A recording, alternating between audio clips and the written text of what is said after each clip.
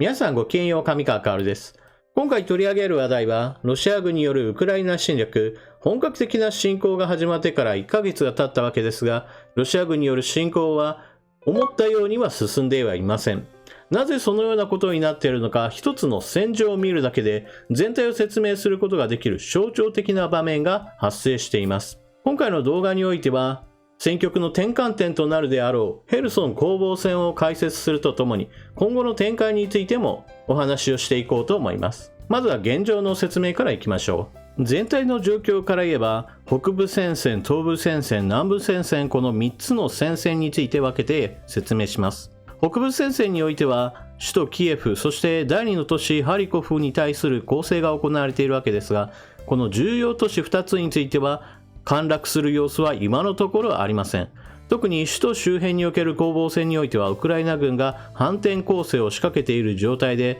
少しずつ攻めている側のロシア軍の方に甚大な被害が出ており、部隊全体が解散しているところも出てきているのではないか、そのような話も出ています。一方で東部戦線においては、ロシア軍が基本的には占領地域を拡大しており、アゾフ海においてはクリミア半島から進出してきたロシア軍との合流が果たされようとしています。一方において占領地域を最も広げているのがクリミア半島から侵攻したロシア軍で、南部戦線においてはその占領地域はどんどんと伸びている状況です。ただしそれが一方的にうまくいっているかといえばそういったわけではありません。特にクリミア半島から進出したロシア軍にとってはオデッサ攻略というのが一つ大きな目標となっていますが、今のところはオデッサに迫る雰囲気というものは全くありません。なぜならばミコラウイに対する攻勢でこれを撃退されてしまったために、現在はヘルソン州にある程度引き下がっている状況です。さらにそこにウクライナ軍が反転攻勢を仕掛けているために、このヘルソン州をめぐる戦いというものが激化しています。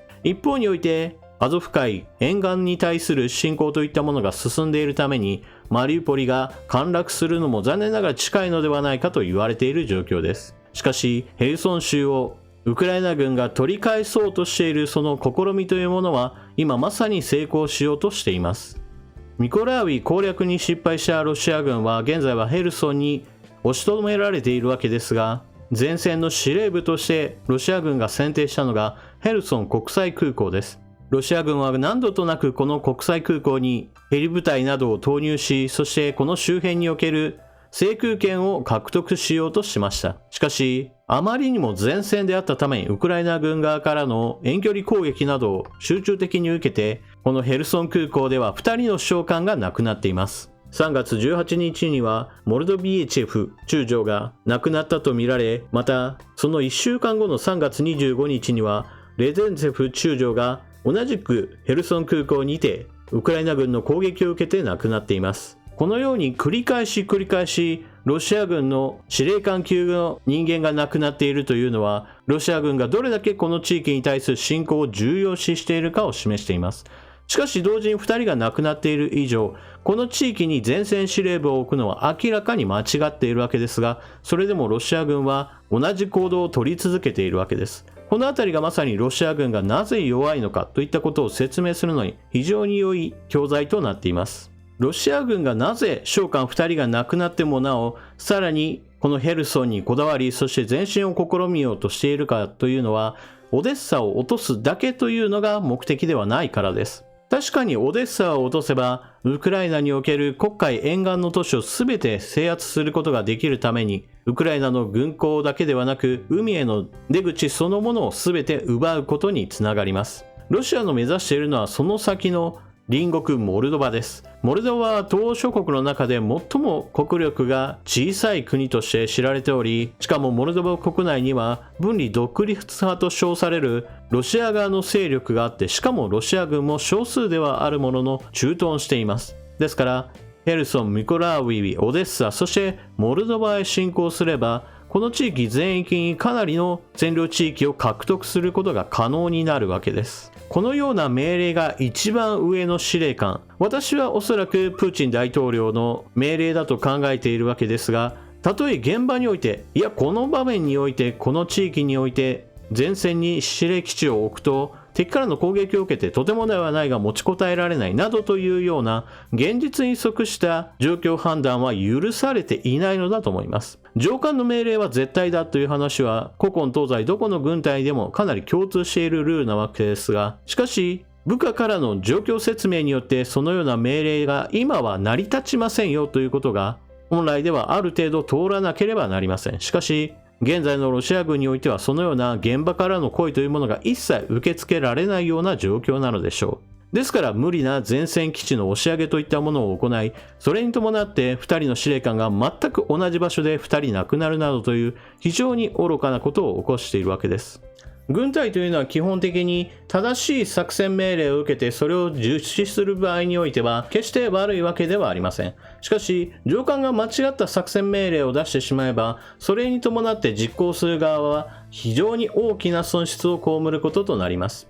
ヘルソン攻防戦というのはそういった意味ではロシア軍の一番悪い面が出ている場所だと考えた方が良いでしょう。以前の動画で解説しましたが、現在のロシア軍の司令系統というのはプーチン大統領が軍人ではないにもかかわらず全体の構成について考え、そして各軍団の将軍たちが横並びになっていてそれぞれが命令を待っているような状況になってしまっているわけです。ですから現場の指揮官としてはこんなことをしたらやられてしまうなと思いつつも命令を受けている以上それに対する反抗もできずにただひたすら命令を実行するしかないというかなり愚かしい状況になっているわけです。プーチン大統領が軍人出身で現場に即した命令を出せるのであればこれも成り立つわけですが、実際のところそのようなことはありえないわけです。彼は KGB 出身の諜報員でありその後は政治家でした。決して軍事の専門家ではありません。というのもロシア軍に対する評価というのは少なくとも今回のウクライナに対する本格的な侵攻前においては軍事大国として知られていました。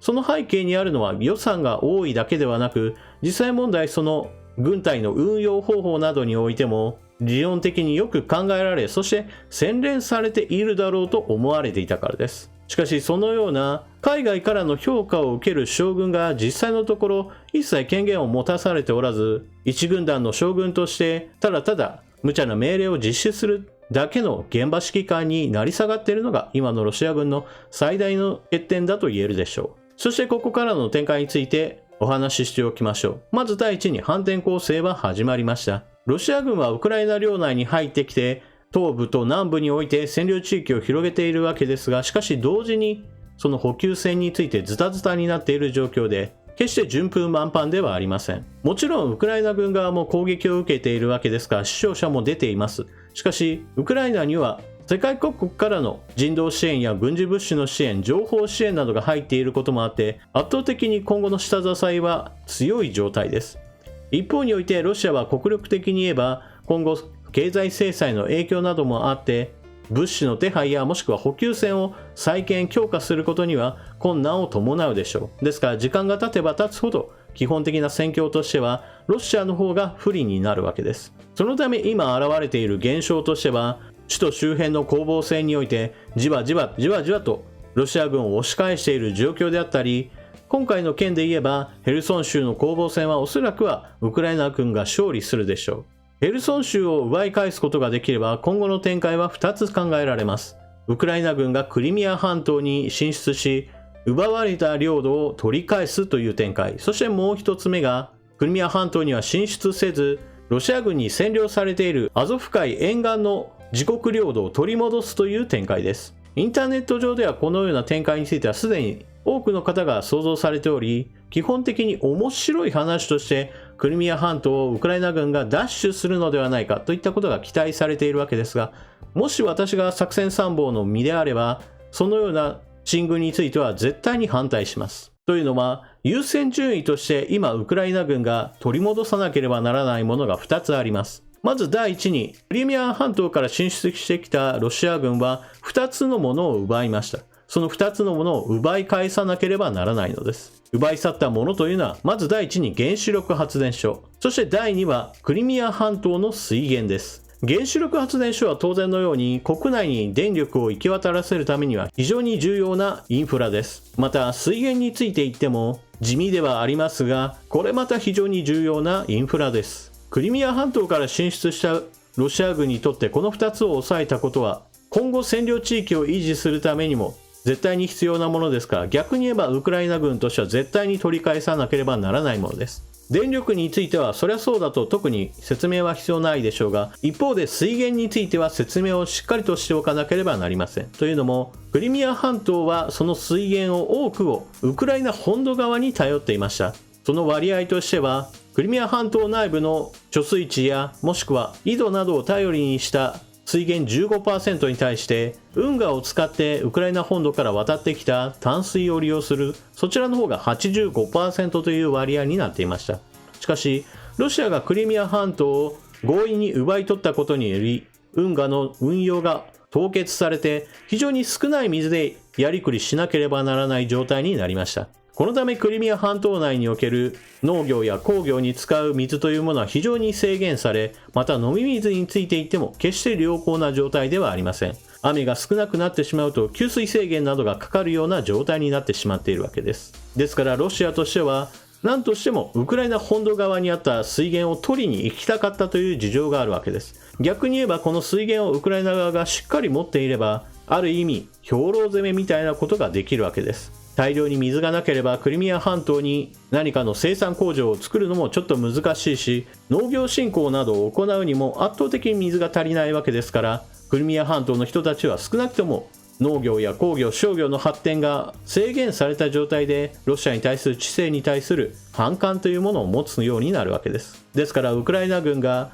たとえヘルソン州の攻防に勝った後においてもクリミア半島に攻め込むのではなく、まず最初に奪われた原子力発電所と水源を確保することが重要なのです。その2つをたとえ取ったとしてもクリミア半島に侵攻すべきではありません。私はこれまでロシア軍が攻勢限界点を迎えいずれ守勢に回るという説明を行いましたが、ウクライナ軍がクリミア半島に進出すると今度はロシア軍の方にこそ周りに転じた有利になるポイントというものが発生してしまいます。一体それは何かといえば、クリミア半島というのは基本的には以前はウクライナ領土だったわけですが、クリミア半島を奪われた後においてはロシア側が開発を行ってきました。その開発の中で最も注意しなければならないポイントというのは、鉄道がロシア側とつながったという点です。かつてウクライナ領内であった時には鉄道は基本的にロシア側にはつながらない形でウクライナ本国とつながっていました。ロシアがクリミア半島を奪った後においては、これまで地続きではなかったロシア本土側とつながるように橋を2本かけました。一つは車が移動するためであり、もう一つは鉄道を通すための橋です。これによりクリミア半島はロシア本国とつながり、そしてウクライナ本土側へと伸びるような形で鉄道が伸びているわけです。この辺りを平坦の理論から説明すると、ロシア軍の首都周辺の戦いやもしくは東部戦線というのは基本的にはトラックを主体とした陸上の補給というものが中心になっていますが、クリミア半島から進出したロシア軍の補給といったものはロシア本土からクリミア半島へ入って、そしてウクライナ本土側の近くまで来ている鉄道を使うことによる補給が行われていました。つまりより効率的な補給ができる状態なのがクリミア半島なわけです。また地形的に言っても明らかにクリミア半島は守る側にとっては良い場所であり、そして攻める側にとってはちょっと難しい場所でもあります。ウクライナは基本的に肥沃な大地が広がっており、平地が大半です。一方においてクリミア半島においては山岳地帯などもあり、守る側が待ち構えることが非常に地形的にもやりやすい場所なのです。ですからウクライナ軍が迂闊にクリミア半島に進出すると、今度は逆に待ち伏せ攻撃に遭うことによって甚大な被害を被るという状況が発生してしまうわけです。しかもクリミア半島周辺には黒海艦隊の艦砲射撃のその射程範囲内であり、制空権制海権においては圧倒的にロシア側の方が有利なわけです。ですからヘルソン州を奪い返した後において、よしこのまま勢いに乗ってクリミア半島へ進んでいこうなどということをしたら、ウクライナ軍は大打撃を被ってしまい、この戦局全体にも悪影響を及ぼす可能性があるわけです。ですから私がお勧めするとすれば、先ほど述べたように原発と水源を奪い返し、そしてマリウポリのようなすでに激しい攻撃を受けているアゾフ海沿岸の都市を奪い返す方向に軍の主力を向けるべきでしょう。今クリミア半島を奪い返すための兵力を割くのではなく、すでにロシア軍が進出してきて占領している地域をまず奪い返す。そのような全体構想を持っていた方がウクライナ軍にとっては今後の展開が良くなるでしょう。南部地域においてまずロシア軍をクリミア半島に押し込めて、その上で東部戦線へとどんどんと進んでいく。そのような展開をしていけば、ロシア軍はほとんど何一つ成果も上げられず、じわじわとその勢力が減退していくものと考えられます。そしてそのような月日が経っていけば経っていくほど何が起こるかといえば、ようやく経済制裁が本格的にロシア本国を襲うようになり、軍事的な局面だけではなくロシア本国の政局へと発展する可能性があるわけです。そのような全体の流れというものが今まさに変わろうとしている。ヘルソンの攻防戦といったものがどのようなことになるかというのが今まさに注目しなければならない場所です。というわけで今回はロシア軍がなぜこれほどまでに弱いのか、それはプーチン大統領が全体の指揮官として居座っており、彼には軍事的な才能がないためにそれに連なる各将軍の動きが制限され、そのために優秀な将軍も優秀じゃない将軍も無茶な作戦行動を命令されて非合理的な戦いに臨み、そのために戦力をいたずらに損耗しているという状況が見えてきます。そしてそのことが全体の戦局を悪化させ、ウクライナ軍の反転攻勢によって徐々に押し返されるだろうというのが私の見方でした。私の話を聞かれて皆さんはどのようなことを考えたでしょうか。ぜひともコメントしていってください。それでは動画を最後までご視聴いただきありがとうございました。チャンネル登録していない方はぜひともチャンネル登録を。そして動画を見終わったら評価ボタンのクリックもよろしくお願いします。また、動画の作成能力は私はあんまり高くない関係で、1日1本がちょっと限界みたいな感じになっていますが、Twitter では短い言葉ではありますが、多くのニュースについて発言していたりもします。Twitter アカウントのフォローもよろしくお願いします。それでは次の動画でまたお目にかかりましょう。またね。